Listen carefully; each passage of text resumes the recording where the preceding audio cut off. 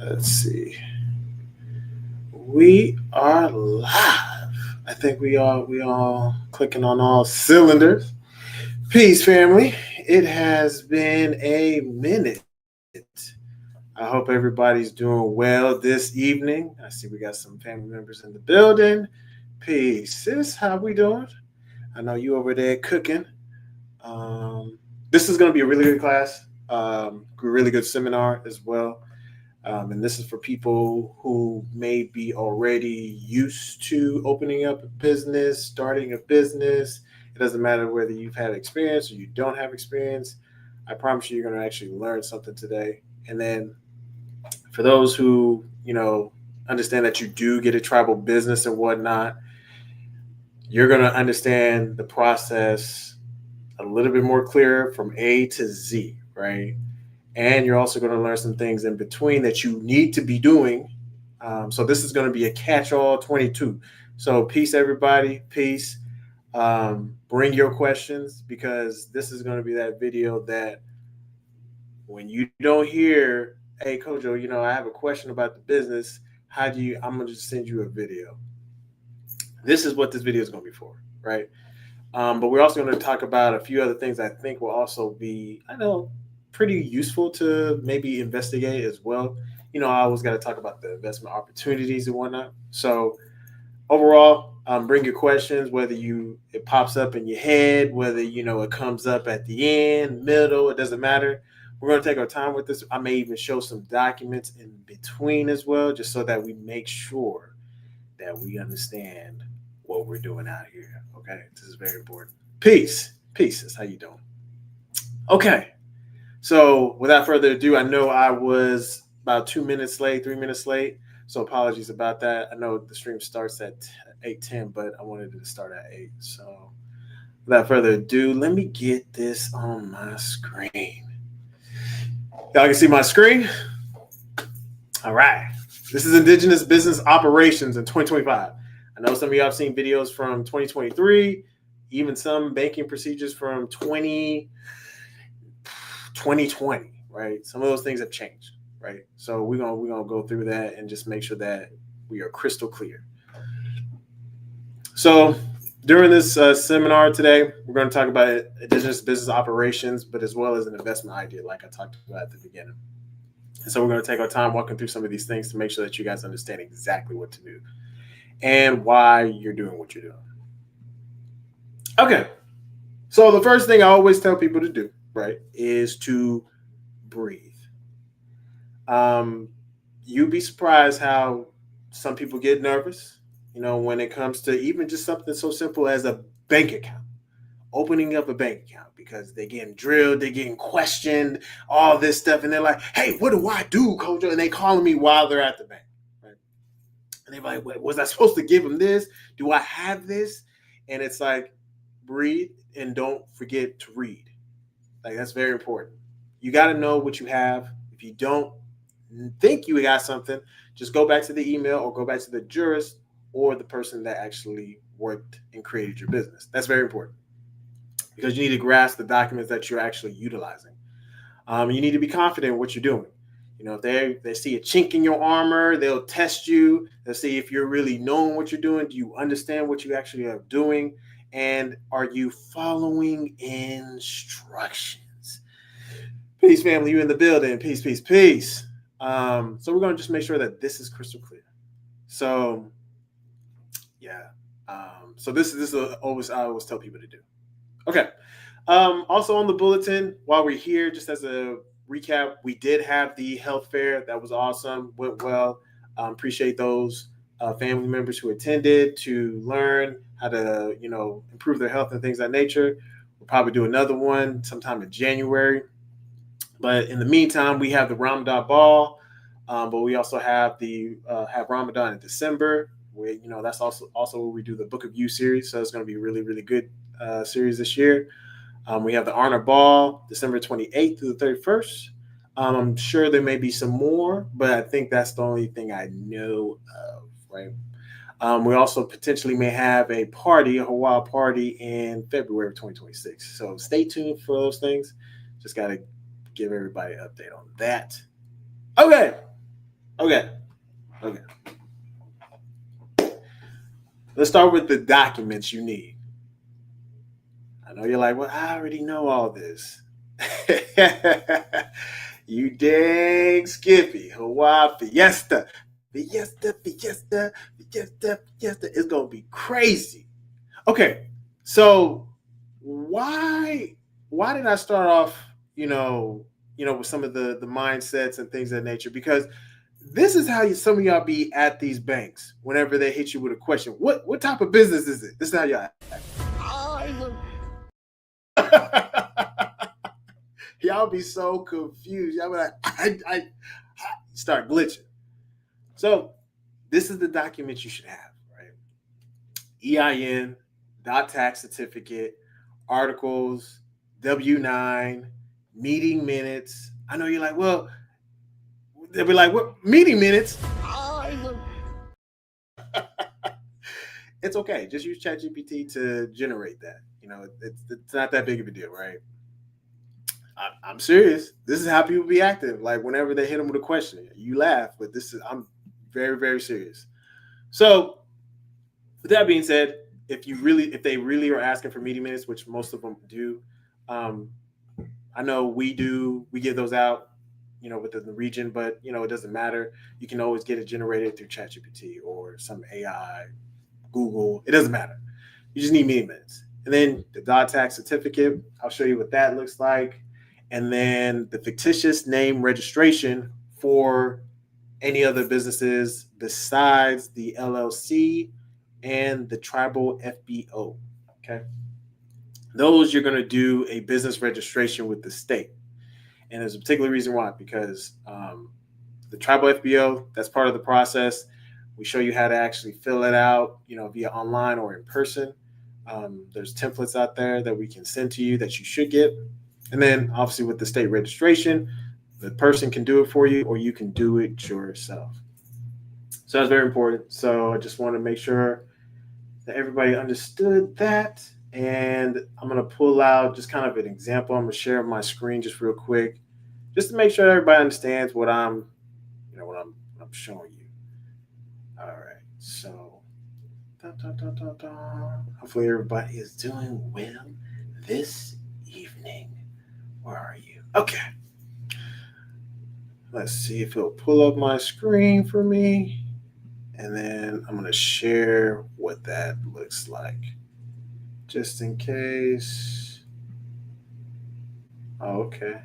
We glitching today? Oh, okay. Share. Okay. Here's what, that would look like, right? This is what this tax cert would look like from our tribe, right? So you'll get this and it will be stamped and sealed by the jurist servicing you, right? So these are the documents that I just want to make sure you should know and understand that you're going to get. EIN, the dot tax certificate. So the dot tax certificate is the one in the corner. I don't know, it may be hard to see. So I may try to see if I can pull out an example.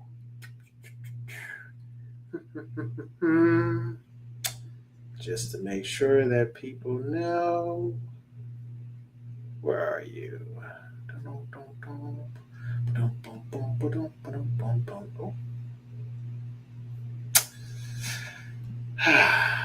Sometimes when you be looking for it, you be missing in action. All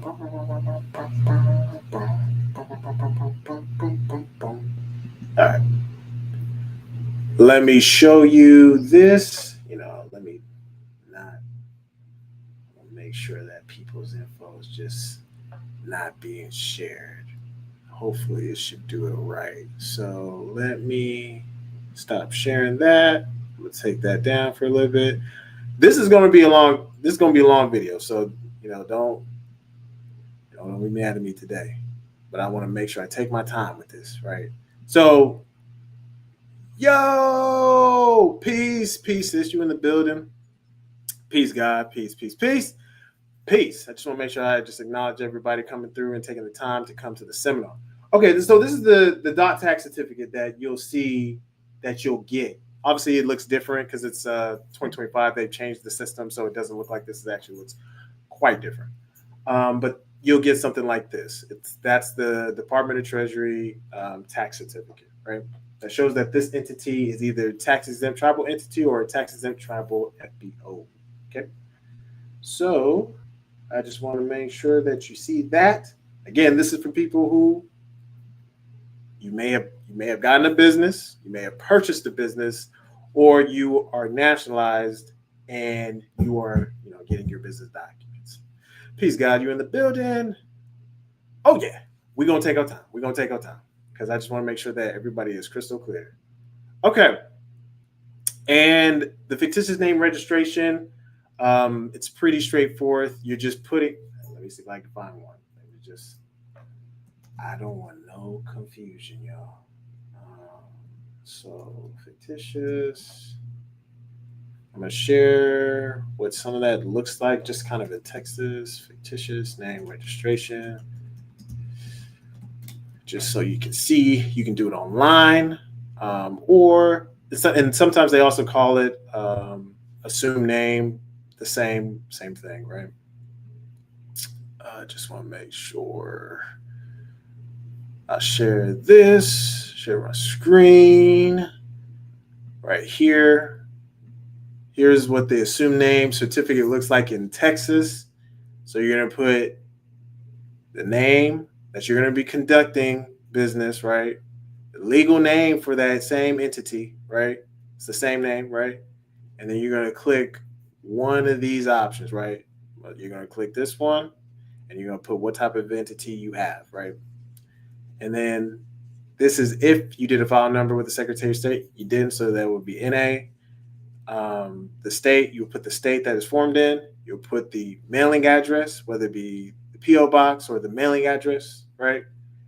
And then the period during which the assumed name will be used for 10 years of this, or you'll pick one. And then all counties except or only in the following counties. So that's the whole point. So once you do this, you'll sign it, then you'll turn it in or you'll fill it out online. Either way, it's the same thing. And then you'll pay the fee of like between $15 to $25. That makes sense? That's all you're going to do. So, all right. Now that you've seen that, when it comes to your documents, that you have everything. Hold on. I really got to make sure that we go over this too, just because. And this is going to be a pop quiz for people. I just want to know if y'all are paying attention. I just need to know. Need to know if everybody is paying attention because this happens and I don't know how else to explain it. But people be freaking out when they get hit with that question. So let me see if I can pull it up. And we're gonna find out who's paying attention today. Okay. Let's see. Okay. Let me share my screen. I know y'all like Hoja. You really are. I am taking time on this one because I don't need no confusion. All right. So chat. For those who are paying attention, I have one question. If you got this document, what type of entity is it? Just put it in the chat. You can shorten it. You don't have to type out the whole thing, but just what type of entity is this? I just need to know to see if you're paying attention. What type of business is this? Can somebody tell me? 1 minute within the chat, otherwise we'll move on. What type of business is this? Chat. Do y'all know? There we go. We got somebody in there who knows exactly. Oh, see, and this is what I'm talking about. What else is in the chat? I just gotta know. What else? There we go. Yeah, there we go. We seen some of the answers, right? This is very important, and this is not to this is the teachable moment, right? So the answer is general partnership, right? But we had somebody that said unincorporated, and that's no disrespect or anything like that, but you just got to read. That's where it goes back into the beginning what we were talking about. This is a general partnership. It'll tell you at the top what type of business that you have, right? General partnership. This is a general partnership, not unincorporated, right? So this is why I think it's very important to make sure that you understand and you actually read what documents you get. And if you didn't get a document, then you will contact the person that you need to contact, right? If they don't respond, give them a couple of days. If they don't respond, then contact, somebody else on the jurist list to say, hey, can you contact them, right? And if they don't, then you file a complaint. So that's an example of why I just want to make sure everybody understands that because I don't want you to end up at the bank looking like this. Okay. So now that we got that squared away, right? Now, when you're at the bank, you're like you're making your way. You're like tra la la la la. You need 2 forms of identification. Why? Because they need to verify you, the account holder. Because otherwise, they're gonna be like, wait, I see another name on a driver's license, then you're presenting me a tribal driver's license. So who? And then this is what you about to feel like this. Death, right? You just gonna be like, you all over the place. And I know I'm saying this like tongue in cheek, but this is very important. So the name that you have on your articles and your business, that's the form of IDs you need to carry. So whether it's your new name that you selected for those who are in the tribe and they've selected a new name and stuff like that, you need to get the court order name change. Along with the court order name change, then you'll need to update your social security number to reflect the new name, and then you need to reflect the driver's license, passport, and so on and so forth. But you just need 2 forms of identification. Very important. And it doesn't matter whether it's like the firearm, license or work ID, tribal ID, passport, driver's license. It just needs 2 forms. It could even be a debit card that says your name, right? And that I just want to make sure to drive that point home. Okay. Why? Real ID Act. That's really it. So that's why it's important for you to do the name change. Otherwise, it's not official, and they're not going to honor it. And this is a real thing. So you can't even fly without a real ID. So if you're gonna be flying, don't be flying with no anyway. Okay. Now this is also an important subject. I get this question a lot too. People are asking, how do you qualify a bank? Okay, well, here's just some of the things that I look for, right? Are they easy to do business with? That's very important. Because if it's very difficult, like you put in money, like let's say you put in $500, they're like, well, what is that? And then they freeze that transaction. You're like, wait, that was a deposit. They're like, well, we just got to make sure. But they're interrupting business flow, so it's not the ease of business. Let's say it was like $10,000 that was deposited in that. They're going to flag that. That's normal. But like $1,000, $500, that shouldn't be something they trip about. That's just a simple notification. Hey, you got a deposit. So ease of business. Are the people competent? Meaning you can go to them and they know what they're doing. So you go present the documents. They're like, I don't know if I can really do this. Really doesn't look like we can actually do this, even though their website says that they can. Find a different bank. Are they nationwide for the most part?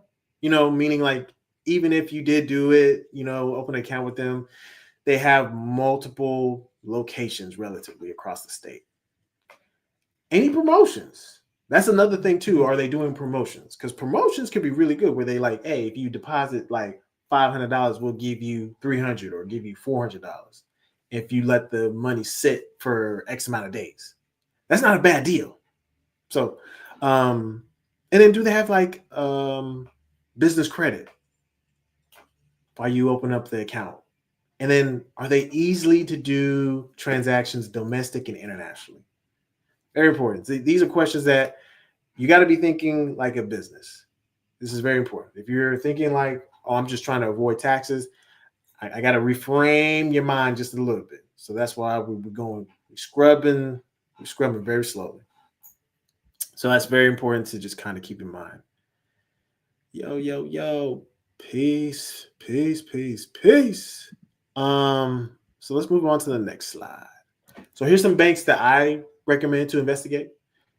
I know. So there's like Key Bank, there's Bank of Texas, Oklahoma, PNC, First Citizens, Navy Federal, other local credit unions, Square, Cash App. Cash App, it has a bank account. Same thing with Square. You get a bank card. Some of the transactions when you withdraw money from Cash App, they'll cover those expenses. So you're not paying a withdrawal fee. Bum, bum, bum, bum, bum. You said, what are you talking about? Oh man, we're talking about business. We're talking about business operations. So what's another SunTrust? That's another one that you can also look into, right? So I'm just trying to give you ideas of bank accounts that you can think about investigating, looking. I know people are like, well, what about Bank of America and Chase? And it's cool. You can utilize those entities too.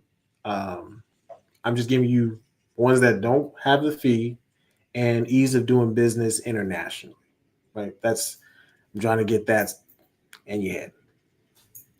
Okay, so here's some objections that you need to be prepared for. Right? What type of business is this? So, we're not talking about entity. What type of business is this? And if you did not come prepared,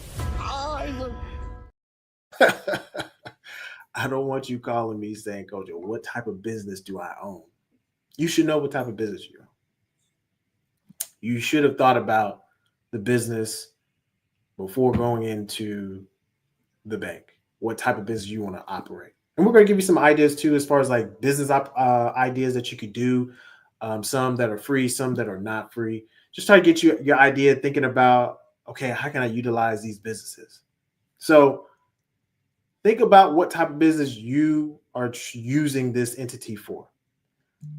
We're going to hit you with some questions. How many years have you been in business? Some of y'all are going to be like, years? Let me find my coins. That's how you're going to be like, you're going to be scrambled. That's they're going to hit you with a ball and you're going to drop your rings. Is your business address in Atlanta? Some of y'all don't even know the answer. Huh? Is your business address in Atlanta? Huh? The answer is no, right? The address is what's on the articles, right? So if you go back to your articles, just to make it clear, you have a mailing address. Oh, let me remove that real quick.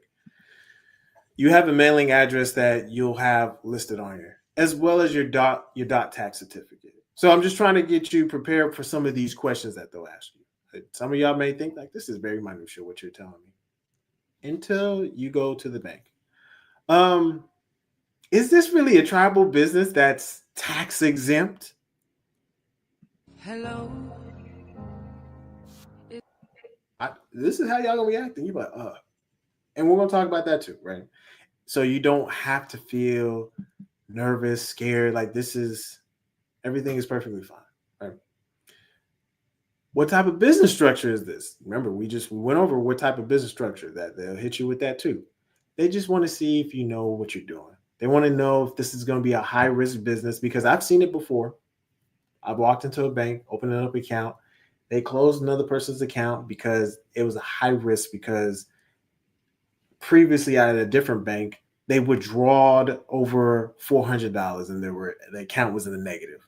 So they're trying to avoid these things, even though the bank does not hold any money at all. They literally don't. They are required to hold no reserves. That's a law that I'm not making that up. But they still need to know because the bank is a business, right? And they need to make money. They're in the business of making money. They'll hit you with, I never opened up this type of account before. Do you have meeting minutes or meeting notes or bylaws? Remember, be prepared. If they're asking for bylaws on their website, just generate some bylaws that you could have Chat GPT do for you real quickly, right? We can't open up this account and we can't give you a reason.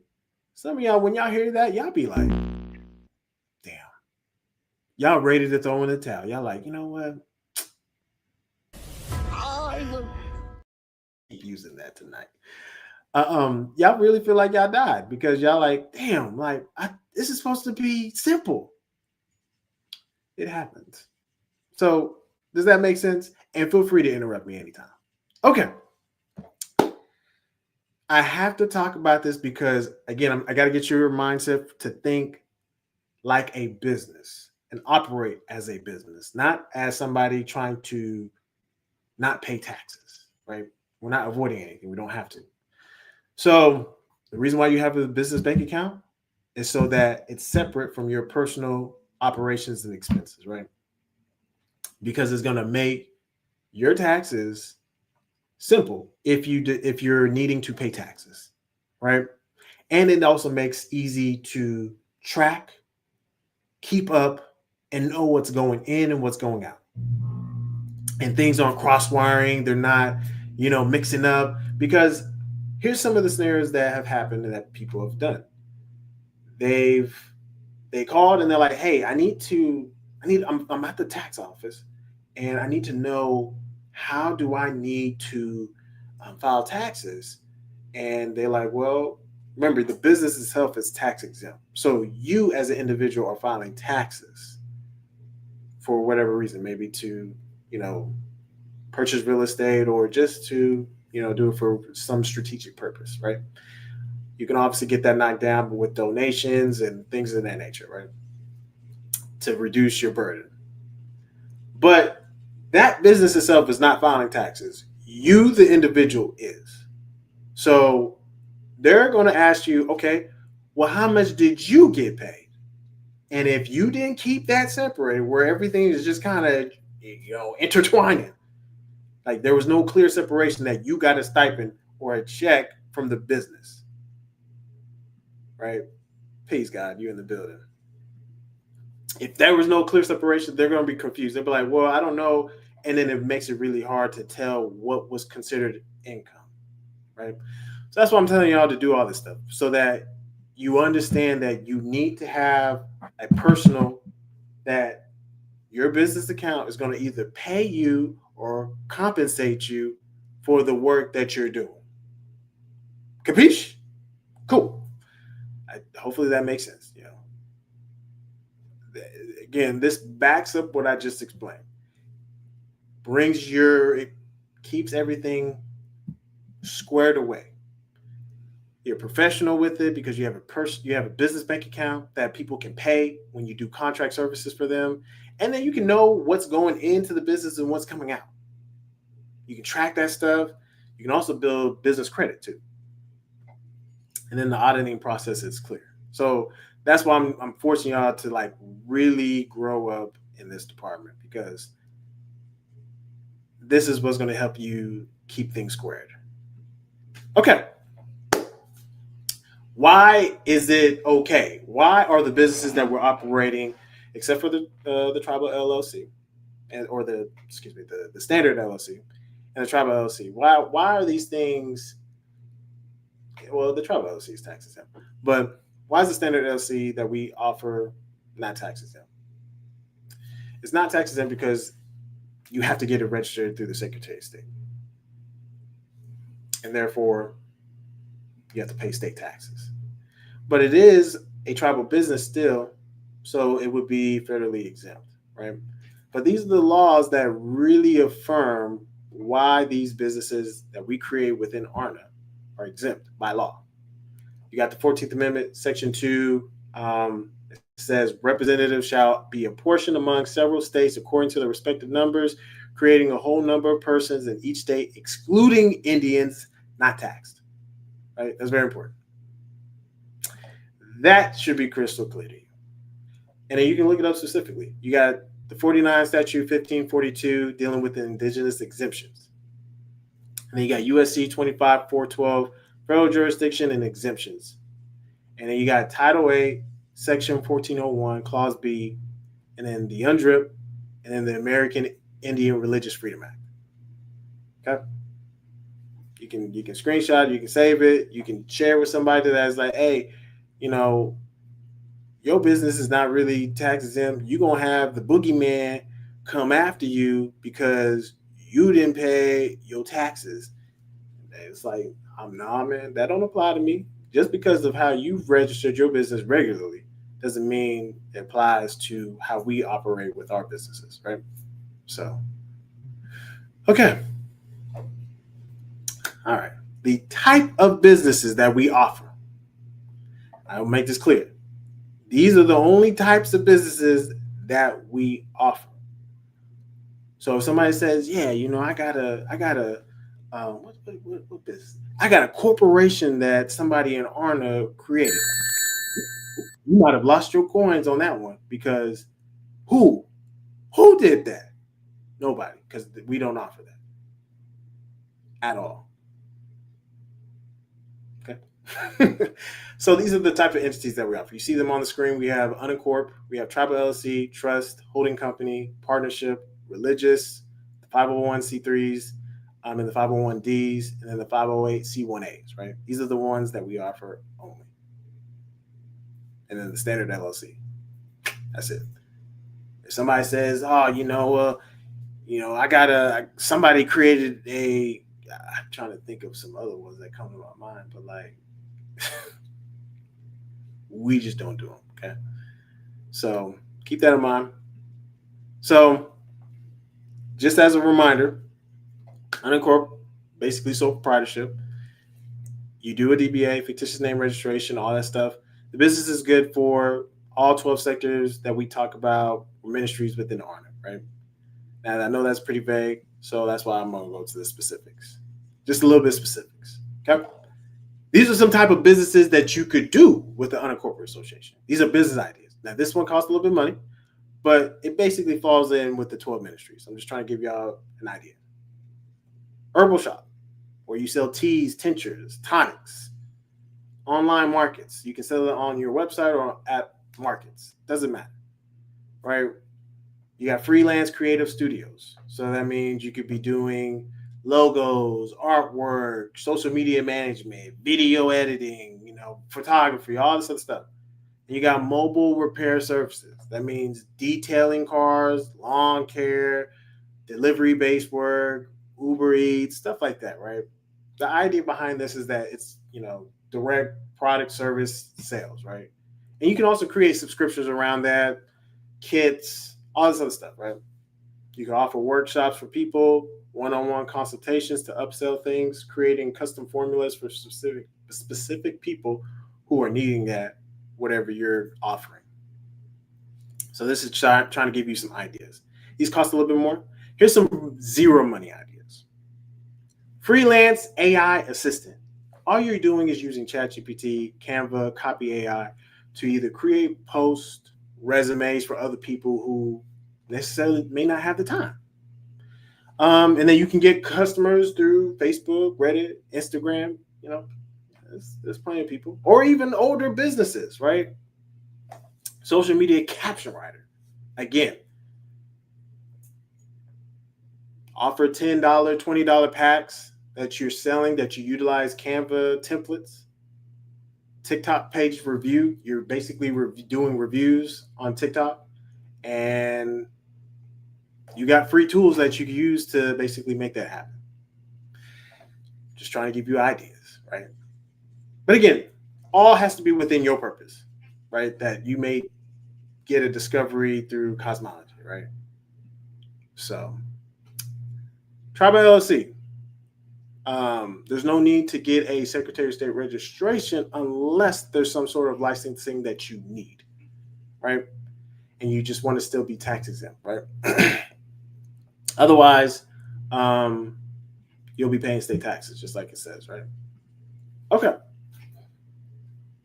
Some ideas. These cost a little bit more, right? You could do native art, brand apparel, tribal construction, infrastructure firm, tourism, like guided tours. Literally, you get a bus, you get a specific land plot, you put all the indigenous things that you want or whatever you're trying to do, and then you just guide people throughout your, what makes that place so sacred or whatever, right? You could do those things. It's just the idea to get you to make money. Um, so yeah, it's just something to think about. Then you got the trust. Same thing, right? Ideas that you can think about doing is like family asset protections services. So basically, you're holding the property for people, maybe vehicles, gold, intellectual property. It doesn't matter what it is. It just has to be some type of asset. It could be artwork, shoes, clothes, rare items. It does, right? Crypto. But the whole point is asset protection trust that you're offering that service to basically be a custodian, and people pay you a particular fee. You can also do an educational trust where you basically fund scholarships. You could do that through the Aboriginal University. You could also offer educational courses. Again, if you become a professor, you could do that. Or you could actually provide some sort of grants through the university, right? Or just in general. That's just an idea, right? You got land stewardship trust. That means people can either lease, rent your land for whatever use they're trying to do, whether it be agriculture, spiritual, events. You get the idea. The idea is that you collect rent, you have licensing royalties, and you receive some type of dividend monthly. And then you charge a management fee or consulting fees or whatever the case is, right? So these cost a little bit more, right? But you get the idea. I'm just trying to get your brain turning, right? Um, Got a question. Are Roths included in tribal businesses? Are you talking about like Roth IRAs? Um, because if you're if you're trying to opening up an account with like let's say Fidelity or Charles Schwab, that's like a Roth IRA. That's just a type of account that they open. You can utilize the tribal businesses to open up Roth IRA accounts or Roth accounts. You can do that. There's a particular way you need to fill it out, though. Um, but I think no. Sorry, we double back that. You can have a Roth IRA account as a tribal member, and it'd be fine and dandy. But usually Roth IRAs are tax exempt accounts to begin with, so you wouldn't necessarily pay taxes on those. But if you open up a brokerage account, you can utilize a tribal business to actually do that, and it would be tax exempt. They have a particular application. We've talked about that before. Oh shoot, my laptop died, y'all. I'm tripping. This laptop would have straight up died.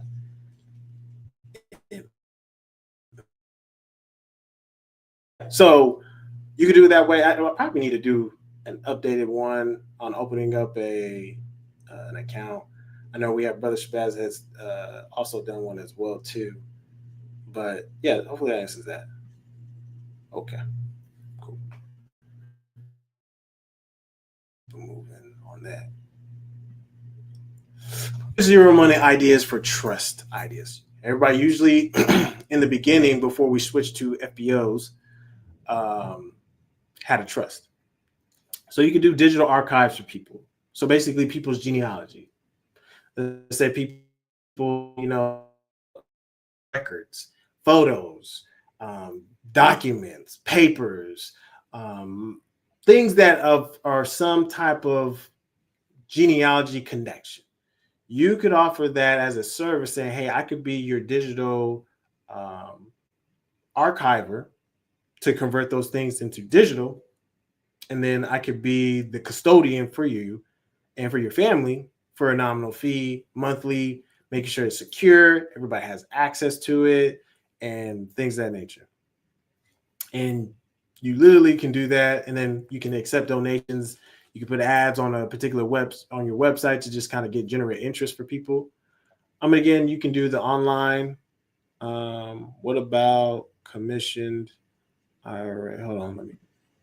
What about commissioned IRA broker for portfolio management?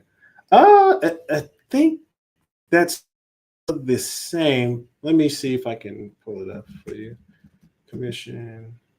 All right. Okay. Bum bum bum bum. So it's basically like yeah.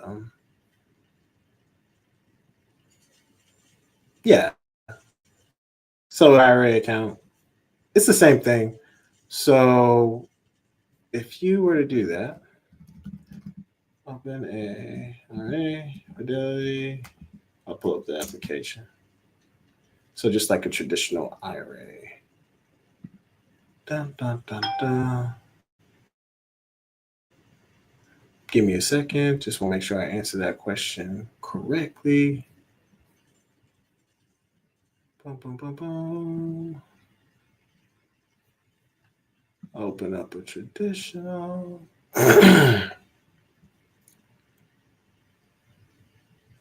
Say no.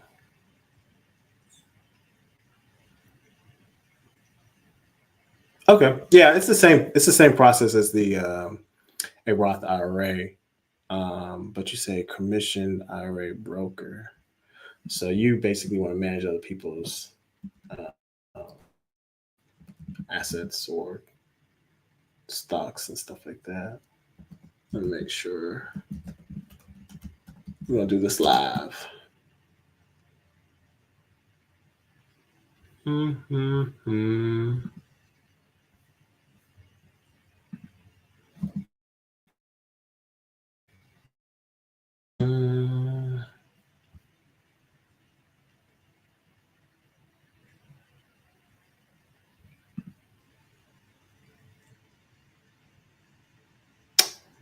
Hmm.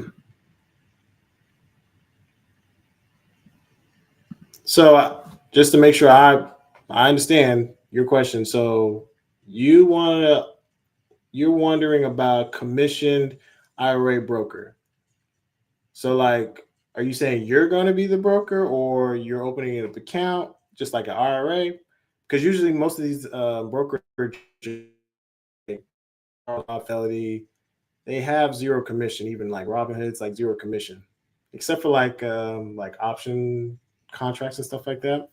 But again, if it's just for yourself, if you're national, you should be able to open up an account, utilizing your status and not be able to pay taxes.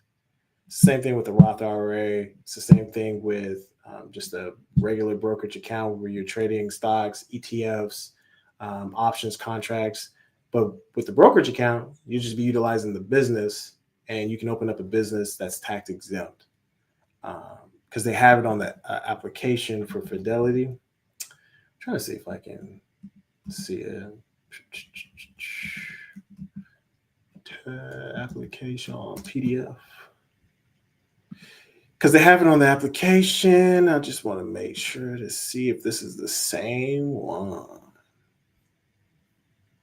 Where are you? Because most of this stuff is transitioned into online.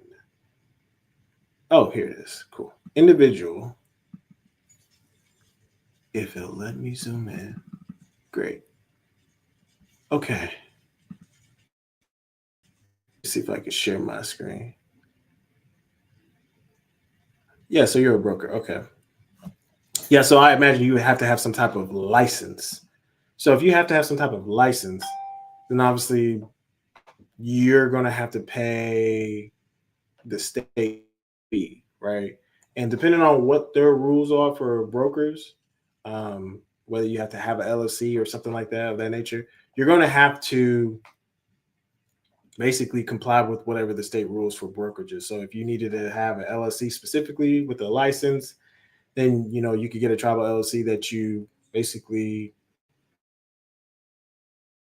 full details, um, open up the or utilize that entity. It obviously is registered to the state, so you would pay state taxes for that entity. But overall, you would have to pay federal for the time being. But you would have to pay the state because you had to register that business to maintain some form of licensing. But if you're doing it non-licensed, I just want to make sure, because you said I don't handle the setup of the portfolio. Well, this sounds like a detailed question. And non-licensed.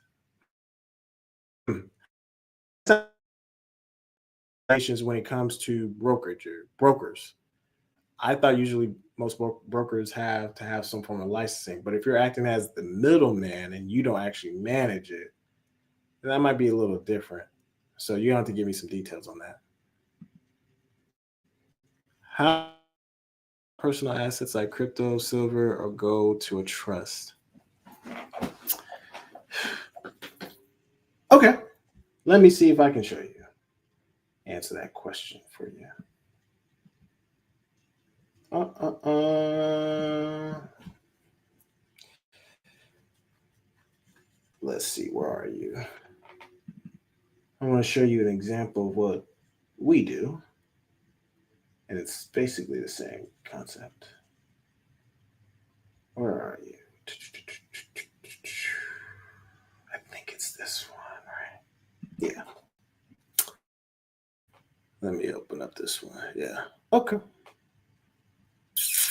Boom, boom, boom, boom, boom, boom.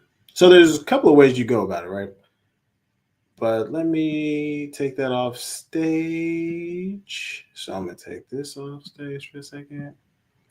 And I'm going to answer your question. Stop that screen. Share this screen. Where are you? Okay. All right. Here's one way you're going about it. You have an amendment to your trust. You're wanting crypto to your trust. Property is being added to the trust. You put crypto, silver, bonds, stocks, ETFs, artwork, whatever. Or if you're withdrawing stuff from your trust, you would utilize the same verbiage, right? Once you do that, again, people who are nationals, right? Then you would have this notarized, because if this is not notarized, this is not a legal working document, right? So whatever you're withdrawing or whatever you're adding, you would have some verbiage of this sort, that you're competent, you're that, and then you declare that, whatever it is, and then you put your name. That's how we do it, right? You should get this. You should have received this, and if you don't, just go back to your jurist, and they should be able to get that for you. But that's how you would do that. You may have received as a national before we went to the FBOs, the faith-based organizations. It's the same concept. So if you opened up a brokerage account with that entity, so all assets with that entity, you those things being added to the trust. So not only do you have it where the actual, because like I'll show you my screen, this other screen, just so you see what I'm talking about. Boom, boom, boom. Share tab. I think it's this one, right? Wow. Yeah. Let me see. Is this the account registration? Try to make sure this is the right one. This may be a different one. Dun, dun, dun. This might be something different. But basically, you're going to fill out a Fidelity account for the business. So they have it for the business. So let me stop sharing this real quick. Business. Just so I know I'm not tripping. Because it should be here.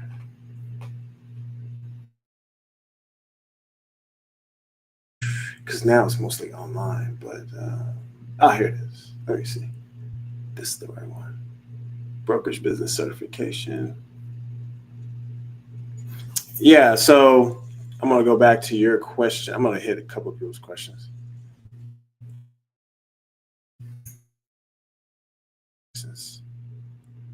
However, licensed in insurance. Oh, okay. Okay.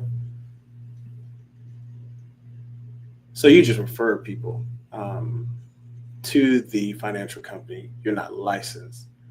So it's the middle person. You can, I'm trying to think. You wouldn't. you wouldn't have an account with like these broker institutions unless it's something outside of what you're doing as referrals. But you have out with that entity, whether it be Fidelity, Charles Schwab, or whoever. Um, but as far as trying to manage other people's assets, that's not your thing. You're just a referring, and you actually have a license in insurance. That's different. You have to go to the state rules um, for that. So usually most insurances that I know, because I used to be employed by an insurance company, they have some form of licensing that they have to maintain through the state. So I'm pretty sure you have a license to the state, like you said, and you have to have some type of business. And depending on what type of entity structure that they're saying, whether it be an LLC or a partnership or whatever, there's some type of, because sometimes it's like lawyers, they have to have a LP, LPP or something like that. And then nurses have like an LPN. So it just depends on what type of business structure that they're requiring you to have. But either way, you have to have that registered with the state. There's usually rules and regulations for that. So you just need to check your state. And if you do, then you can utilize a tribal LLC. You'll still have to pay state taxes, but you wouldn't necessarily have to pay federal taxes. So because it's a tribal entity and it's federally exempt. Let me make sure I'm not sure. Oh damn. Okay. Um, but yes, yeah. If there's a specific aim or question, but I think I answered it. If you're trying to be tax exempt as a licensed insurance business, you're exempt federally, but not statewide. To get registered as a profit business. But if you're just a referral agent, that's a separate business. You can create a separate business structure where that entity is tax exempt. It can even be a holding company or unincorporated association, doesn't matter. And that business is just basically acting as a middleman. It's just referring people to the institution. The institution pays that business. Business doesn't have to report anything. Good to go. Um, so keep those questions coming. But yeah, that's how you would add. I just want to make sure to nip that in the butt. Okay, okay, cool. I just want to make sure that I answer that question. And then, does that make sense with the how do you add personal assets? So usually when you get a irrevocable trust from Arna, belong to your old name. Obviously, go to the new your new Aboriginal name if you did select a new name, and then from there you can manage your assets within that trust by adding things or removing things. So that's how you would do it. Okay, I just want to make sure. All right, these are some good questions, y'all. Y'all keeping me on my toes. Um, so we got the trust, right? And again, you can do all this stuff where you receive some type of commission for music, writing, stuff like that. I'm just trying to give you zero ideas, right? Um,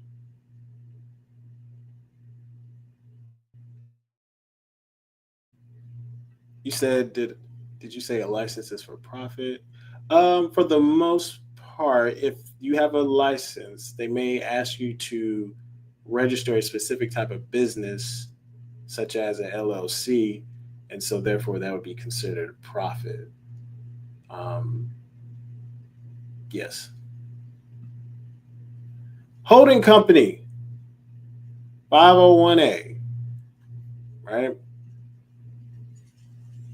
Business ideas that you could do. Again, holding assets, holding businesses, holding media, hold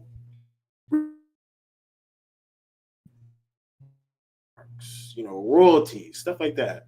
Managing real estate, vehicles, being an affiliate, right? Um, these are things you can do, right? And then you got partnerships. You can do. like be a professional firm that has some form of, doesn't have to have some form of licensing, but it could be in media, or you could just be general consulting. You're just combining different skill sets that you have and making it a professional firm that you provide consulting. It could be a restaurant. And again, that one's kind of limited, but then you got food truck. And again, there's ways to get around these things. Maybe even a joint venture in real estate, right? So these are just some ideas to think about. And then you got the non 501c3s, right? Here's some ideas that people can and should be doing, right? You got a cultural education center that offers like the language, history, art classes, the real history, right? Not the made up history. So don't knock my head off for that. But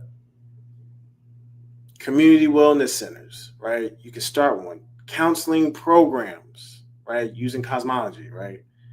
For integrating, the cosmology aspect, spirituality, holistic healing with, you know, um, specific herbs and things of that nature that you can provide education to people. You can even start a museum, right? A heritage archive, right? Preserving all the artifacts, you know, preserving all the things that people have done and honored, all the great things, all the dissertations, right? All to generate basically revenue for you. Um, Zero money ideas. Virtual prayer meditation group. You can host free weekly Zooms and take voluntary donations. Well, I ain't got no money, Kojo. Here are some ideas, and you can take them, get creative, and run with them. You can do this through different means. You can post the sermons or lessons on your YouTube channel for ad revenue, or a digital culture library. Everybody should have that in their family. Okay. And then the 501d, right? The business idea behind this is like intentional living communities. So you can have living communities that have shared housing with businesses or just other people. Organic farm collective where people sell produce, herbs, medicines, goods, you know, seed banking. I'm just trying to throw out some ideas, right? Okay. We on the top of the hour. I know y'all like, oh man. But I'm telling y'all, all I'm gonna do is I'm gonna refer when you at the bank, you be like, okay, coach, you're like, I'm at the bank right now. That's what I'm gonna do. Okay. What happened to the camera? Did the camera just glitch on me?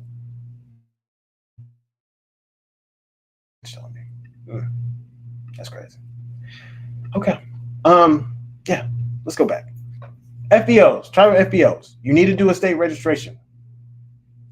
Once you do that, you'll be able to apply for the tax exemption at the state level. It's already tax exempt on the federal level. And I'll show you why. And then you can operate it as a trust because it's going to be connected to other businesses that you are operating, or it can just be just as an FBO, right? Either way, the idea behind this FBO is that none of the activities are subject to seizure, not subject to taxes. No reporting is required and is tax deductible.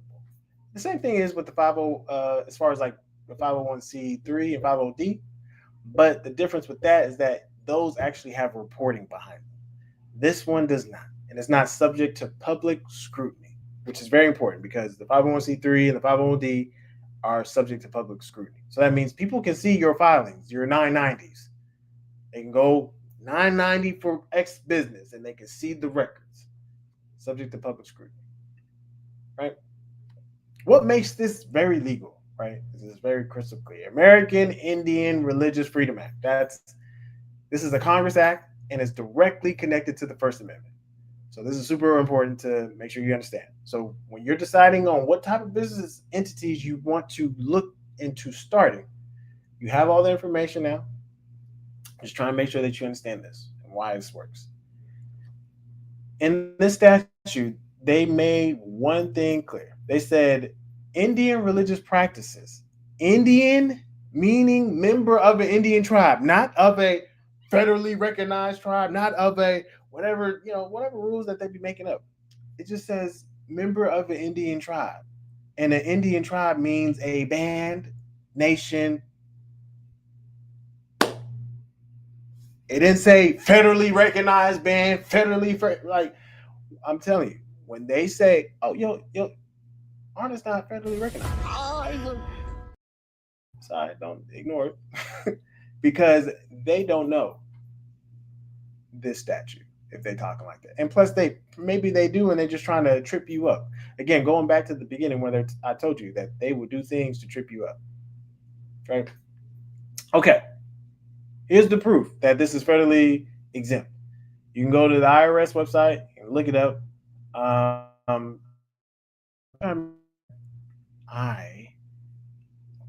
know that might be a little small, but basically it's stating that churches, that meet the requirement of Section 501c3 of the Internal Revenue Code are automatically considered tax exempt and not required to apply and obtain recognition of exempt status from the IRS.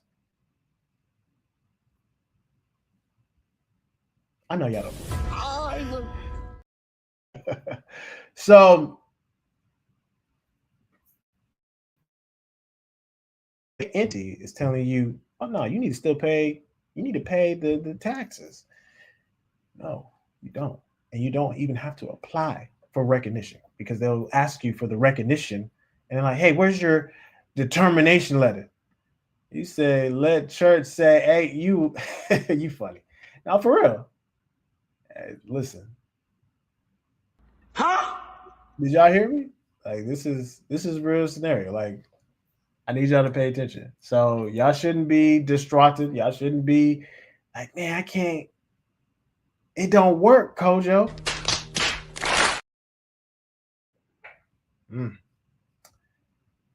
I don't know what to tell you. You telling me that because I know it definitely works. So yeah, this is you need that. So main requirements that you need to make sure before you decide to start a tribal FBO within ARNA and new nationals who do get a tribal FBO, you're going to get this business automatically. But you need to make sure that you understand these requirements. Needs to be tied to your Indian religious culture. It's easy. That's done. Tied to cosmology, right? Tied, however you want to go about it. It needs to be philanthropic, right? Like philanthropic, excuse me. It needs to be some type of where you're giving back to the community. You're doing some type of thing that is good in nature, giving back. And there has to be some type of social good or social cause, like why for purpose. Like, and that's a question that only you can answer, right? I can't tell you how to answer it. I can only tell you what you should do, right? As far as like, trying to make sure. I want to give y'all some examples of how that may look. So let me go to the next slide. Okay. I know I probably should have started this at the beginning, but we're here. These are businesses, but more importantly, they're tribal businesses. Right? There's no question. These are tribal businesses, therefore they're exempt. Anybody else is trying to do it, they're obviously infringing upon your right, which happens all the time because they don't think you know. And then you call them out, and they're like, "Ah, shit, he knows, or she knows." The other thing you got to know with your business is nobody's going to help you stay organized in your financial transactions. So you can use, and this goes for people who become jurists, tribal jurists within ARNA, tribal medical doctors, genealogists. Keep your stuff organized where you can see the financial transactions that are taking place. What's going in, what's coming out. Talk about some of those specifics too. Um, right? You can write off the taxes for you as an individual with the tribal FBO. So the tribal FBO or the tribal business doesn't need to file taxes, but you can if you want to reduce your tax burden and get basically what's the better word compensation coming back to you. Make sure you have a good payment system and multiple, not just one. So that means you can use Square, PayPal, Cash App, Square, Squarespace, your bank, payment services and stuff like that. That's how they really make their money is by getting you to sign up, getting their terminal or whatever the case is, right? I'm saying all these things because when it comes time when you're wanting to basically receive your payment because you know what's going in, what's coming out, and being able to write it off, right? You'll be able to do that and save money and put more money back into your family's pocket where you can do more things. But you do need to be operating as a business. That's the mindset that you need to have. Like I need to make sure that it's very crystal clear. So when you're going and doing your businesses as a whether it be in media, tribal jurists, cosmologists, genealogists, whatever, you got to stay organized. Okay, cool. Let's move on to the next slide. Here's some examples of tribal businesses. I know you're like, oh, Coach, we know about Mastermind Comics. It's an example. I got to use that as an example. Storytelling, circles, stories of indigenous people, arts and culture ministry, tribal care, YG Urban Cafe or community. You know, they do the tribal rites of passage. You know, teaching young youth as family and community action, right? America Pirates, sharing of cosmology and other indigenous communities while educating them in the process. That's Ministry of Cosmology. I'm just trying to give you examples of how your FBO thought process should be going when you're creating it and when you're receiving it as a new national, right? So we literally have gone through some important stuff from start to finish. And we did it within a reasonable time frame, an hour, with some questions in between. So you have to have yourself organized.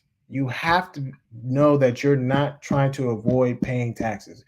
What you're trying to do is start a business, protect your assets while saving money and putting more money or economics or building your economics back into your family's household while creating and structuring and organizing your purpose at the same time. Okay. Got to give you those examples. So, again, the nail home, the tribal FBO stuff, it reduces your tax burden, y'all. You're saving money. So that means you, as the individual paying taxes, you could be donating your time and services to your tribal FBO or another tribal FBO, and you can write that off. You can expense it. Hell, if you get scammed by somebody, you can expense it. Count that as a loss. That's literally a code for scams and losses. You can write that off. Okay. That wouldn't be a nonprofit. So the category of how they list it is a nonprofit, right? But really it's a faith-based organization. Tribal FBO stands for Tribal Faith-Based Organization, but it's under the category of 501c3, which is considered to be a nonprofit, but it's still a faith-based organization, and that's how it's classified. So even when you do a state registration for your tribal FBO, you do it as a nonprofit because it's still under the 501c3 umbrella, but it doesn't require a determination letter. It's automatically exempt. So hopefully that answers that question. protected with the activities that you're doing. So long as everything's documented, you contract properly. That's probably what I didn't even touch on. I'm gonna touch on that right now. Make sure that you're contracting properly, right? You're like, well, Kojo, like, I don't contract. Why would I do a contract?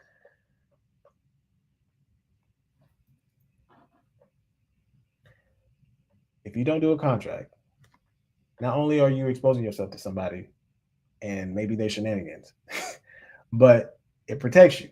And then you also need to do a non-disclosure to protect you and your operations in case something does arise, right? You be like non-disclosure. You're like, that's not needed. Okay. You want to do these things because even though they may be considered your family member, blood, whatever, it could be your best friend, whatever the case is, doesn't matter. You just do these contracts to hold both you and the other person or other parties accountable.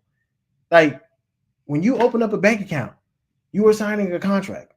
They're like, hey, just so if anything does happen, you are responsible and you will pay. So it's a normal transaction to have contracts in place because it lays out what the rules of the engagement are. You're like, oh, y'all don't know how. I don't know how to create a contract. You heard that? That's your coins going out the window. So all you got to do is go to ChatGPT and just draft up a contract. Say, hey, draft me up a contract for XYZ. Boom. They'll spit it out. Get creative. Use technology to your advantage, right? So hopefully that makes sense. Because if you don't do a contract and you do business with somebody and they do something that impacts you or they are holding something, you heard that sound? That's death to your business. All right. So now that we talked about contracts, it's pretty easy. So, and then you, with the FBO, it protects your tribal assets and your finances. Make sure you read and understand and then just communicate the rules. That's it. Not hard. All right. Now you're at a point you're like, okay, I get the structures. I got all that stuff. It's starting to make sense, Kojo. All right. What type of business are you? Are you a service-based business? Are you a product-based services? Or you are both hybrid? You are for both. And there's nothing wrong with doing both. But you just need to be practical about everything that you're doing, that you're applying and stuff like that. It needs to fall in line with your strengths and skills, right? Because if you're not if it's not your wheelhouse, you're not really feeling the energy, you don't feel connected to it, you're not creating it as part of your intentions, you're gonna give up on the earliest sign of failure or feedback. Let's just call it feedback. Um, I know it says anything luxurious. Anyway, the whole point of what I'm trying to explain is that nationals or people who get businesses from us within Arna understand what type of products and services you're offering. And there's a difference between the two. Services is usually it's intangible. So it has to be something a person perceives as valuable. And then can you duplicate over? This is something that you can maybe put on autopilot eventually down the road, right? But it's just stuff that you want to think about. Products. You want to make sure that you have something that people want that's tangible, right? Good quality, stuff like that, right? And then you'll get feedback. Website. It is 2025 15 111, about to be 15 112 2026. You need to have a website, even if it's basic. They have templates literally out there. Shopify, Wix, Square, GoDaddy. It don't matter. They have templates. sequence. You pick in place. So this is for the people who are asking, okay, can I, sit down with you and you make it where it's really nice. And all you do is plug and play. You just ship whatever you're trying to do, and then you like, oh, boom, boom, boom, chit, chat, pop, pop, done. And then you making your coins. Because if you don't have a website, and I know people like, well, Kojo, if you don't have a website, this is what's happening.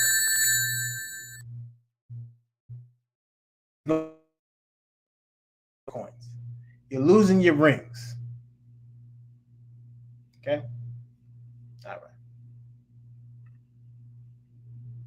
Let's talk through just this right here. I know we talked about the operations. So we went over the operations, we went over the finances with the bank account, having things separate, payment processing system. Now, your product design or service design, or your service layout, or your service system, you need to have this organized. How do you get this organized? You have data, meaning you've thrown it out there to people and you've received feedback like, oh yeah, that was a really good service that you offer. I told actually a couple of people about it. Let me know if they hit you up or they actually purchase it, da da da. And then if they do that more than once, then you'll have a referral based business, from one person that you did a really high on or good product. Then you can always open up the window of like, hey, would you be interested in being an affiliate? Contract in place for that, right? Draft up the contract, do all that stuff, and then boom, you have another person that's actually selling for you for your business and promoting just what you offer. Quality control. It happens to all businesses. Why is the cash flow important? Because sometimes you have product that did not make it, went to the wrong address, a service that wasn't completed, or bad product. And as a business, you need to be able to address that, fix that, resolve that. Usually you can resolve that through your quality processes. If you're operating processes where it has products, you want to make sure that you look at, okay, is everything good with it? Is there no cracks? There's no mold, no nothing. Does it work? Does it actually do what it's going to do? You check it out before you send it out, because what's going to happen is you're going to do more work and you're going to lose more revenue. This is what's going to happen. You get a return. You be like, hey, this thing didn't work. What happened? I never got the product. Someone got the window. You be like, hey, brother, what happened? Someone got the window. That's what's happening. You're losing money. Rings going out the door. So you do that, and then you obviously, why is forecasting is data driven. The reason why you want to have forecasting, because you want to understand your business. You're going to know that there's going to be good cycles of your business, and there's going to be kind of like okay cycles, and there's going to be really, really slumps, depending on what's going on. And then obviously the economic times and stuff like that with people. But you should understand the trend of your business. Where you low, you're going to have some really, really highs during particular seasons and some really, really lows, maybe some mediums. So you just need to understand that, and that's how you're going to be able to forecast.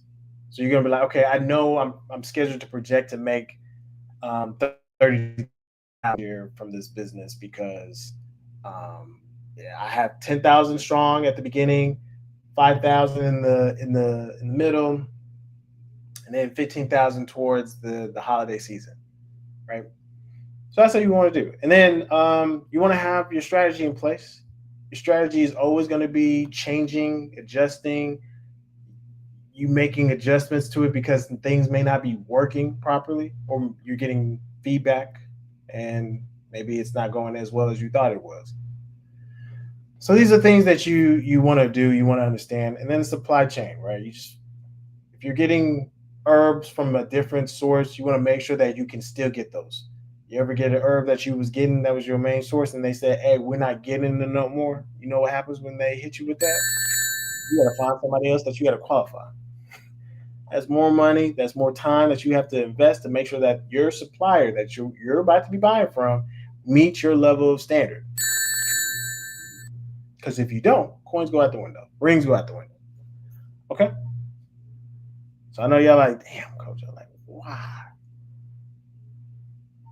I'm telling y'all, don't call me about no banking issues. Don't call me about no business. I'm just gonna send you this video. um,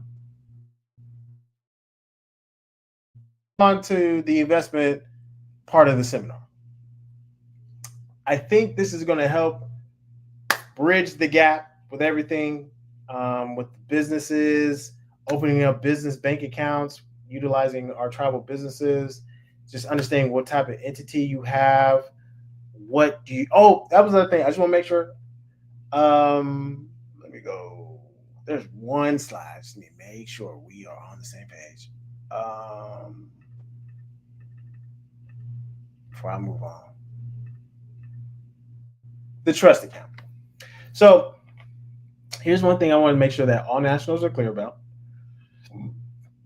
In the past, you used to get, a trust as your first business, right? And this is just in general moving forward. You don't show the full irrevocable trust agreement. And it even says that in your instruction documents.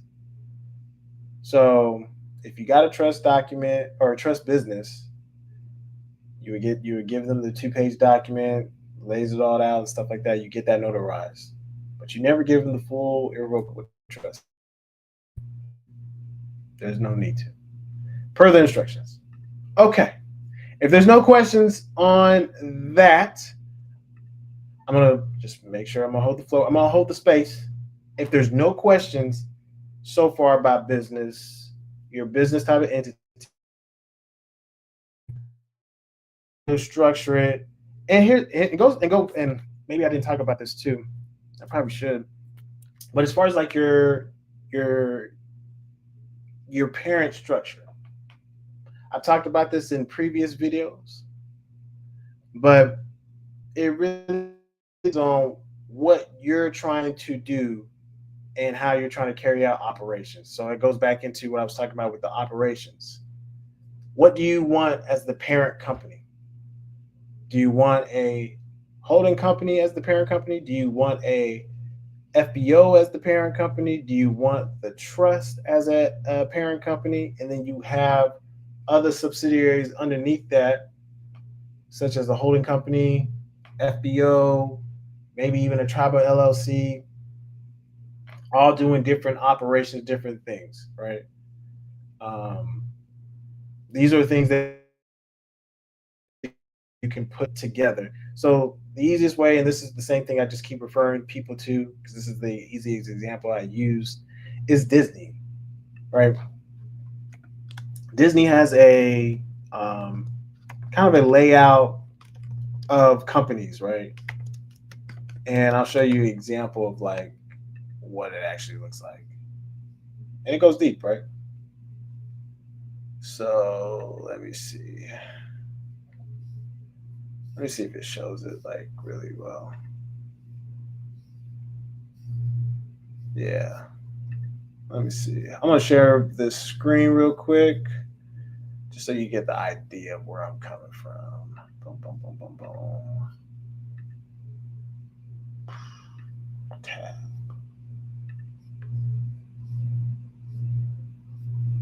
All right.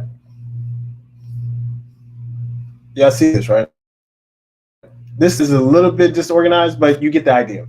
Disney is the parent company. Underneath that, it has subsidiaries. Disney Consumer Products, Disneyland. That's physical. Disneyland is basically nothing but a real estate holding company. Then you have Marvel, digital art, right? And you have ESPN, right? Again, media, ABC. These are all different parts of the business. And then you have Walt Disney Studios doing the animation. Then you have Lucasfilms that has a particular brand, Pixar. All these are particular brands on their own, but they're still a Disney company. So that's how you have to think about it when you're structuring the different business that you have. They are each their own individual brand underneath a parent company. Disney has a same thing with Marvel, same thing with Lucasfilm, same thing with Pixar, which is why they are not changing the name of them.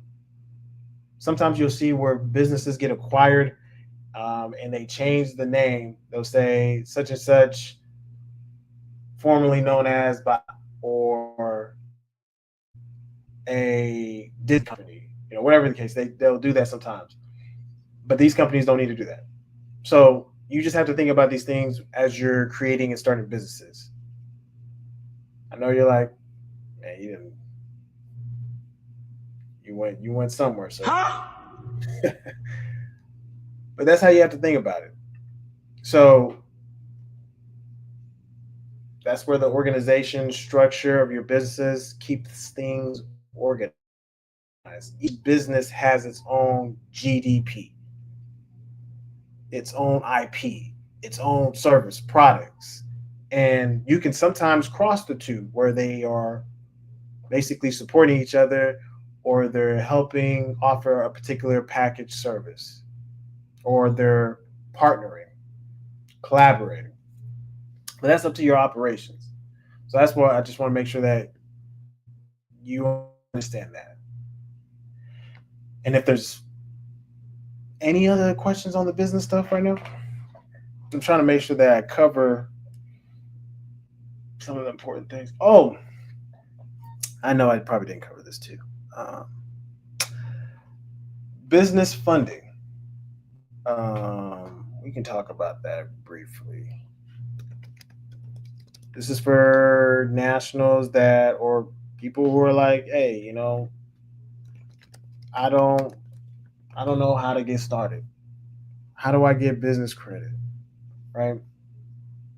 So I'll just come through it pretty briefly. There's two ways to go about it.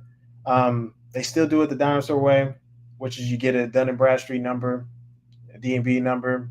It's free. You shouldn't have to charge. You just register your company's information. We may walk through that um, at a different time, but I'll show you what that may look like. DMV.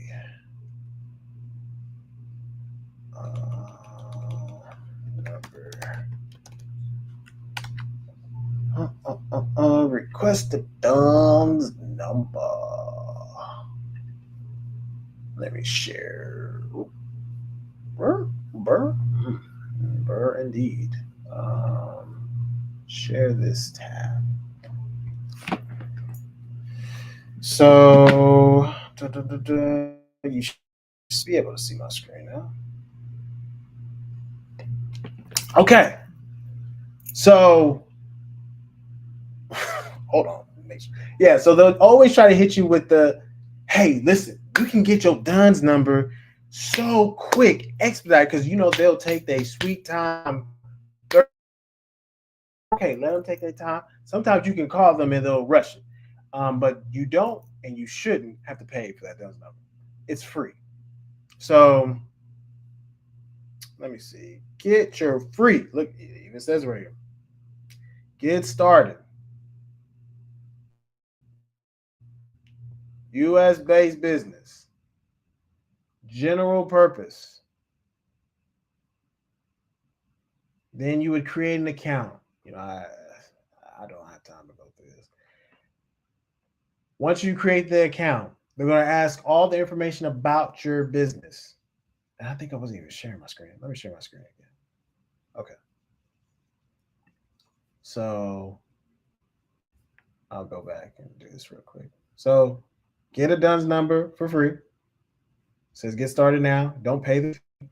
Click here. You're requesting for general purposes, right? You sign into your account. You just create an account. Pretty easy. Then what they ask you is, let me see, just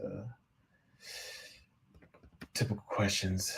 The number, application form. Just want to see some questions.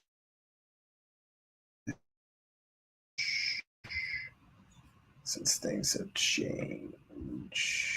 So basically, they'll ask you for your legal business name, your DBA or your fictitious name, the physical mailing address, phone number, email address, what type of business structure.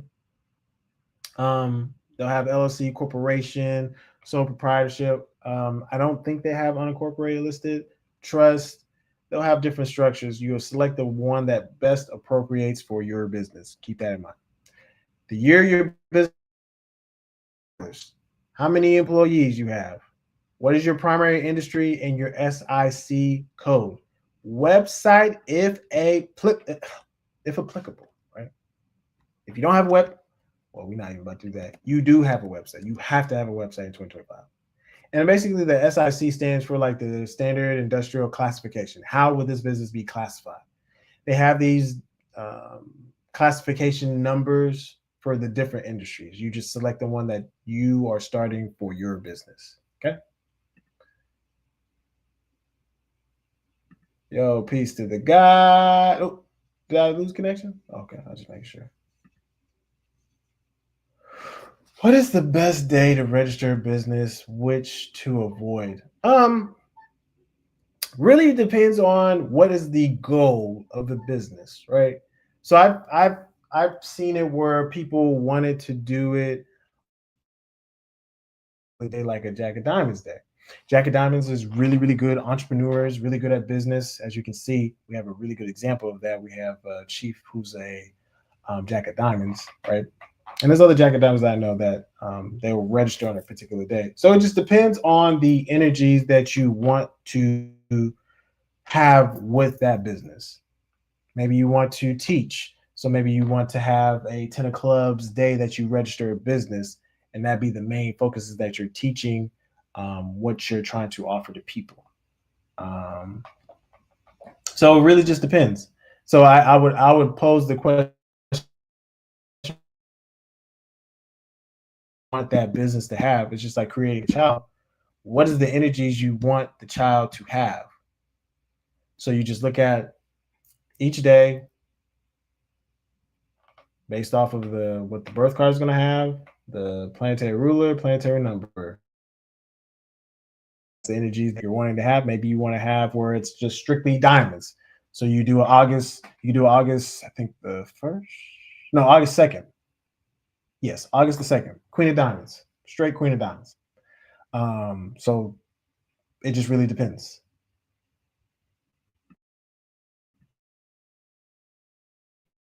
EIN, done, DBA, and DUNS number. Close them or transfer them. So I would tell you that if there's business credit, business credit profile that you have with that previous EIN, close it out. Because if it's registered as a standard business where it owes taxes and stuff like that, so that way you're not responsible for taxes and stuff like that. It's not treated as a 14th artificial person. But if it is a tribal business and maybe there's a particular attachment to the name, the brand, there's some ways that you can basically business as that entity. You may have to alter the name, and then you can obviously transfer it. So it just really depends. What's the goal? Does it have good business credit? You don't. You never want to waste a resource or asset. But if it doesn't make sense to have it, because it doesn't have a good business profile, you can close it.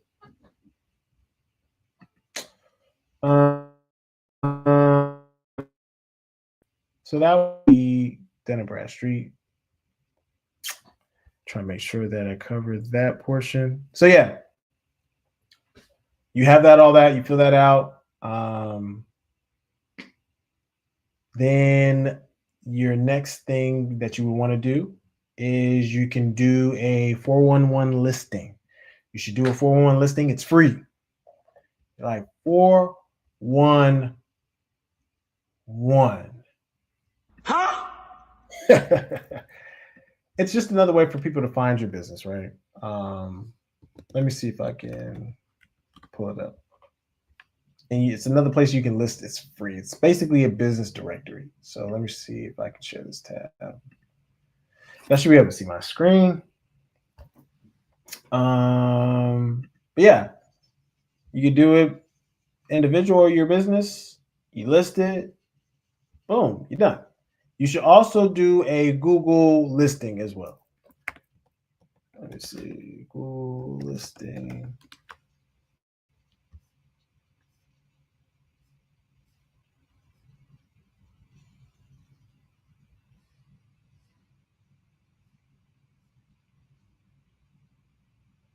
Where are you? Let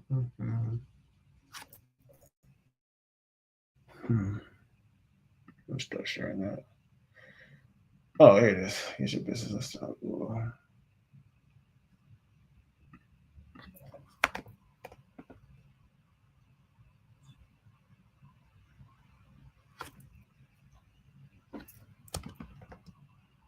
Hmm, that's interesting. Okay. Did it just kick me off? Yes, sir. You already know, God. I'm excited for December. We're gonna be cooking some more. Yeah, so you do the Google listing. I think they've updated since then, so it shouldn't be that difficult to get it done. Yeah, you do this. You start now. You get your business profile created. Literally asks you for simple things: your business name, business category. You put it yourself. I don't think I can. You'll put the phone number, your address, operation of times, phone number, website, and then people be able to leave reviews for you. You know what I mean? So the idea is that you have visibility, you have traffic coming in because that's probably didn't even touch on that. Is that you want traffic coming into your business? This is how people are going to be familiar with what you do. If people don't know how to find you, they don't know how to contact you, you don't have reviews, you haven't built trust with them because people are like, "Ooh, I don't know." Like I don't see any reviews. People look at reviews. They're like, "Oh, he got a 2-star rating." You hear that? That is the sound of rings going out the door, coins leaving you. And I I know people are like, but that doesn't. You're gonna be screaming when you ain't got no business coming in. So I'm doing that tongue in cheek, but you want to have reviews, you want to have testimonies. This is a good sign that you know what you're doing, your business is offer good services and stuff like that.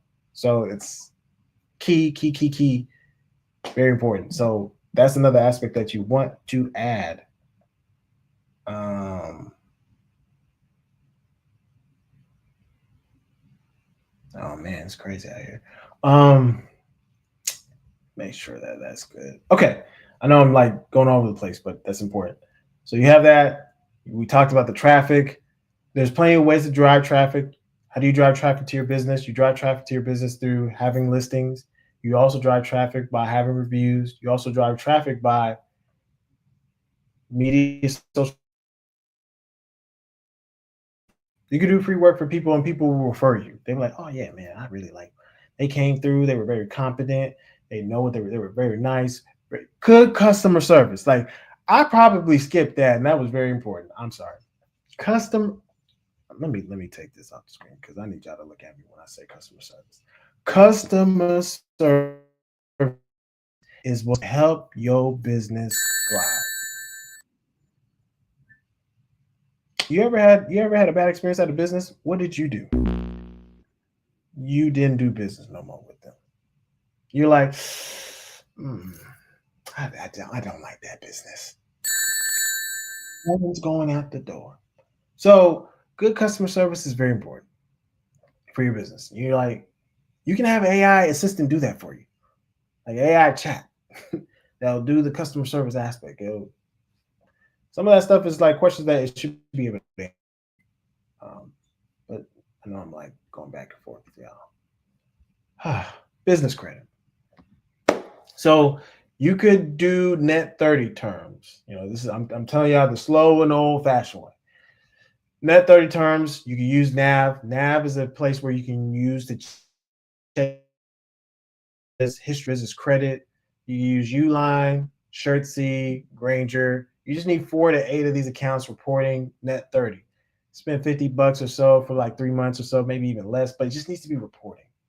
Then you can move on to getting a fleet card or a gas card, an Office Max card in the 3 months. Then you can apply for Wells Fargo business credit card if you have a bank with, if you have a account with Wells Fargo, or PNC, right? Or American Express.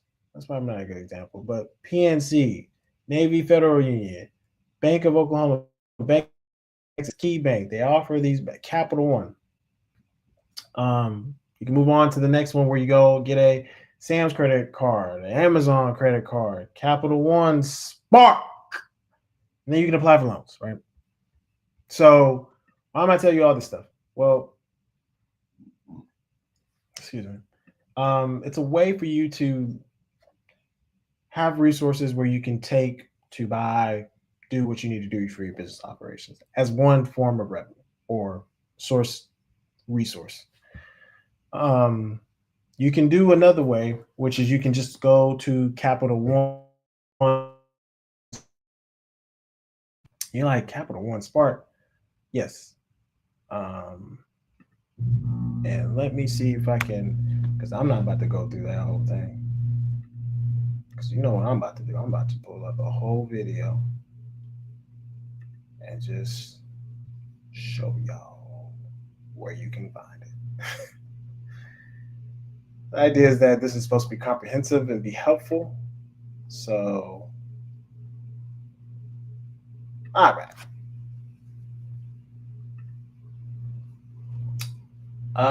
Share this one instead. So I'm gonna share my screen real quick. Okay, this is a video you can watch. It's on any of the platforms, whether it be Shabazz or WAP. How to quickly improve your business credit, right? Walks you through how to do just some ideas of business credit. That's all I'm gonna say. Keep it like that. Okay. That way, why am I telling you to do that way? Because it reports one to your personal and also to your business.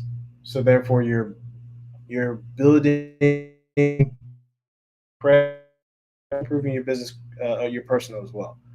But the thing is, you're leveraging your good personal credit to get business credit, and then it reports to both places. Boom. So that's the cheat code. You can do it that way, and then you can utilize that once you've utilized it long enough, maybe like 3 months or so, maybe 4. And you can move on to apply to different ones like American Express, right? They have their own business credit card that you utilize through Amazon. So I'm just trying to give you ideas. Another way that you could do utilizing resources is, let's say you have a life insurance policy that you've had for a long time, like a long time, and it's been generating, and I'm talking about a accrued interest bearing life insurance, whole life insurance policy. That means you can withdraw from that. If you build enough equity into that, you could withdraw that and utilize it for whatever business ventures that you're trying to do, whether it be in real estate or whatever the case is. It's just an idea, or just business expenses that eventually you're going to pay back because you forecasted that you're going to make X amount on this time, so you'll be able to put the money right back into the life insurance policy. And if you don't, I guess it gets subtracted from it. But you can only do that so often before they actually end up canceling the policy, and you don't want that. Another thing is you can do equity if you have real estate. So if you have real estate, if you have equity into your particular property, house, you can borrow against it. Basically, they'll create a loan against it, and then you can utilize it to do whatever you're trying to accomplish. but you need to have a plan for that because you still need to pay that loan off because basically a second mortgage. Um, so I'm just trying to give you ideas of like there's many ways of funding. You don't have to go. And then another business credit card that you can tap into is Mission Lane. That's I've recommended before in the past. Capital on Tap. We've already mentioned PNC. Um, just trying to give you some ideas, right? Just trying to give you some ideas. Okay. Any any questions so far? I think I've covered kind of a wide range of what you probably need to know, whether you're getting a new business or you have a business, you nationalized and you received a business, how to open up the bank account, how to get business credit, operations and finances, records, what type of business it is. I'm just trying to make sure you understand that I'm not going to be answering questions like that as far as like the specifics because I'm just going to refer to the video. So I'm pretty sure I'll do another one. I usually do one usually once a year, but it'll be shorter. So any questions? If there's no questions, I'm about to move on because I think I've covered what you need to know. Okay, moving on. Here's something that I recommend you invest in or just look into investing, right? Invest with roots. It's kind of a win-win situation with real estate investing. So it's basically a REIT, but there's something about this that I like. Hold on. Somebody asked me a question. If I already have a PNC bank, can I transfer into the tribal bank? Oh no, remember, that's a separate account. So you want to, if we go back to what I was talking about, man, that was at the very was that at the very beginning? It might have been at the very beginning.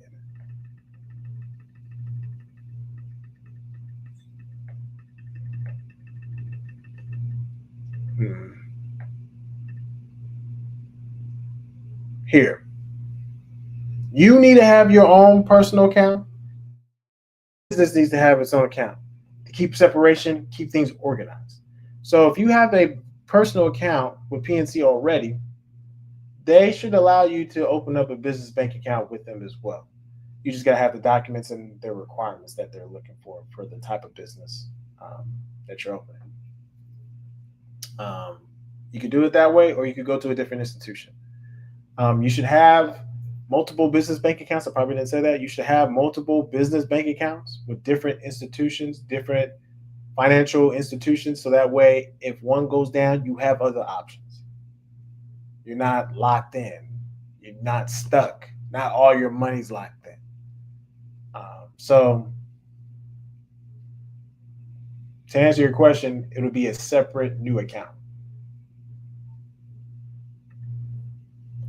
Okay. Let me finish talk.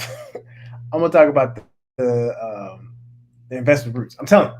So it's a win-win situation. So I like them. They're very similar to REITs. It basically is a REIT, but with as little as $100, right? Little as $100, right? You can invest into basically different portfolios that, and you don't accredited investor. So they have low transaction fees. Um, so and there's no penalty for cashing out after the first year. So that's really a good deal. They have quarter liquidity, so which is not common. That usually does not happen. Shit. Hold on, y'all hit me with the. Yes, that is being done in the works. There's some things that I'm working with a particular person. I need to thank you for reminding me because there was something I was supposed to do as far as following up with that person. So I'm gonna do that right now as we speak. But yes, still working on that, and that's still coming. Um, let me see.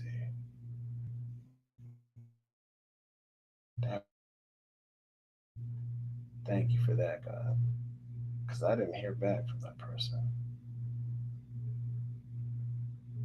Yep, here it is. Peace.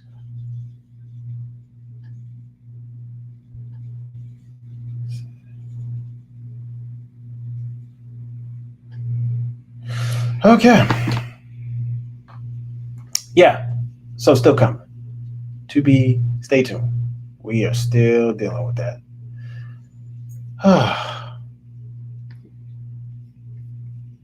So I know I mentioned this, and it's basically a win-win scenario, right? Um, like I said, $100. Roots does all the work, does the maintenance and all this other stuff, and you basically, you and the renters build wealth together. So like, that's really not bad. So if you wanna find more about this, just go to investwithroots.com and check it out. You ain't got nothing else to lose. So anyway, I think that wraps it up for Indigenous Business Operations 2025. So I'm going to take that off the screen. Is there any other questions for this seminar slash class? Just want to make sure that we cover. I'm trying to make sure that I cover most things that people have questions on, that people typically call and ask about. Oh, I probably didn't cover this too.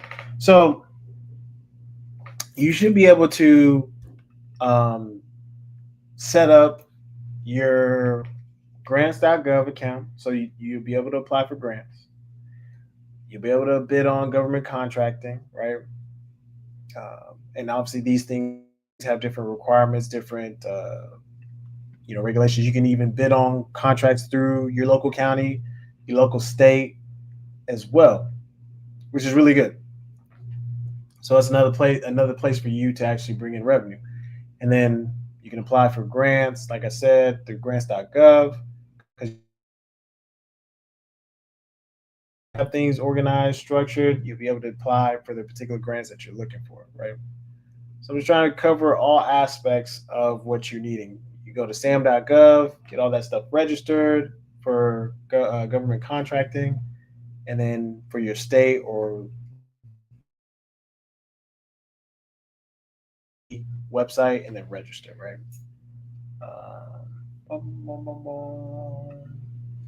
Is there a limit on how many 508c1A businesses one can have? No, there's really no limit. Really, it depends on like what's the goal, right? What is the goal? Like, do you want? Because remember, a 508c1A has to meet three things. That's the key thing. It has to be tied to your indigenous, religious, nature, culture, philanthropic, excuse me. I don't know why I do that. And it has to be a certain type of social good or social cause. So you can set up as many as you want. You just got to be able to operate them. Or if you're not operating, you're giving them, or however you're having other people manage it for you. But there's no limit. For the Roots investment, how are we bringing in revenue, and do we put that under FBO?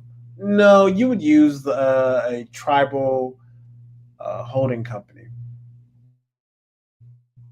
or a unincorporated association, right?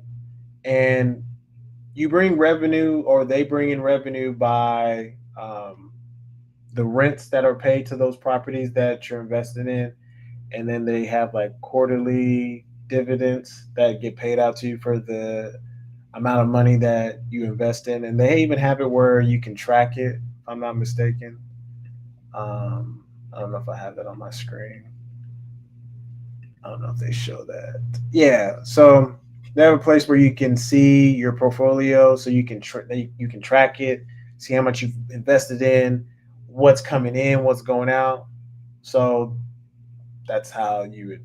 It's basically the same thing as a REIT, and I've recommended another REIT before to y'all before, Fundrise, but this one, less penalty, less fee is really good, um, and plus you're investing, and your money goes a little bit longer with the renters that you're helping find housing essentially.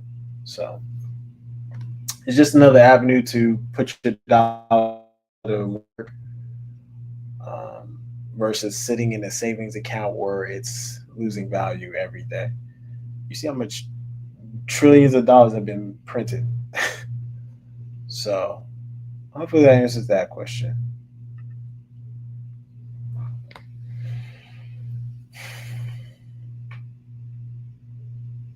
What other questions y'all got?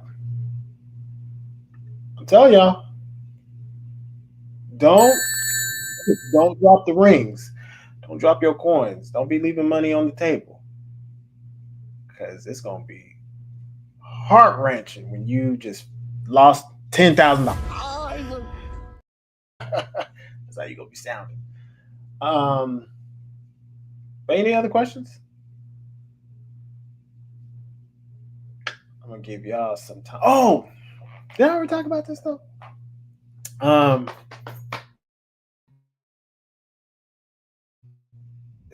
but if you have if you have your business structured, hold on, I think the camera turned off on me. Let me switch. That's a good sign. It's probably time to go.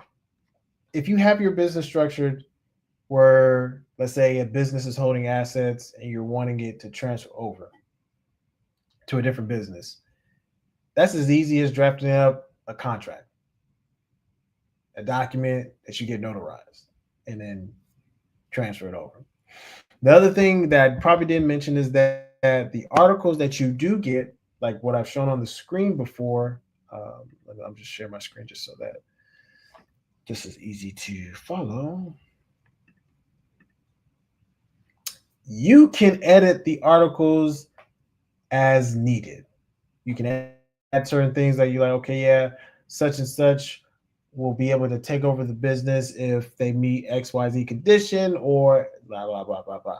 So you can modify these articles to fit your need of what type of business you're operating.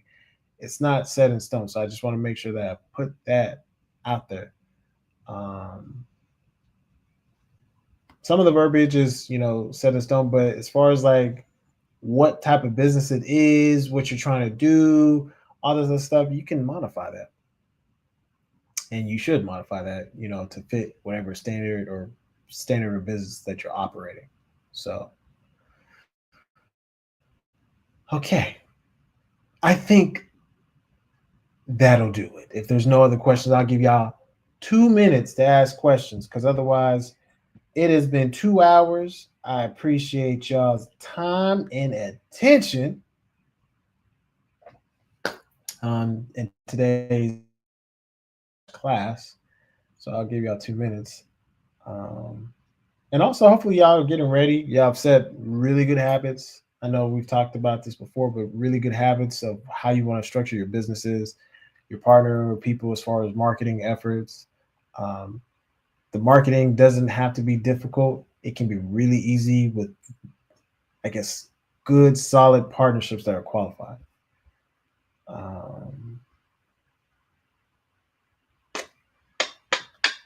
You are welcome, and keep up. Do it. Woot woot. Yeah, it's been a minute, y'all. I know it's been like probably a month and a half since I've done class and seminar, but I wanted to make sure that we got this one done for the books for the year, because I want to make sure that everybody has the gems and tools they need to get their business off and going. So, and then we'll have another class next week too. But if there's no other questions, y'all, appreciate y'all's time and attention. If I said you or call you out and they, I meant no harm by it. It's just using it as a teachable moment. Otherwise, this video is going to be saved. This is going to be used as a reference video so that, you ain't got no questions. You say, what? How can I hire you, guy? I need you on the team. Oh man, you say you want to hire me? We could do like a what you call it? Retainer. I have a retainer contract that if you wanted to put me on your team or have me do something, there's a retainer fee for that. So if you want that, let me know. Just send an email. So other than that, I appreciate y'all's time and attention tonight. Go enjoy y'all's time with y'all's family, and because I'm going to enjoy mine. Y'all welcome. We're gonna save this video. We're gonna see y'all next week. Peace, family. We out here.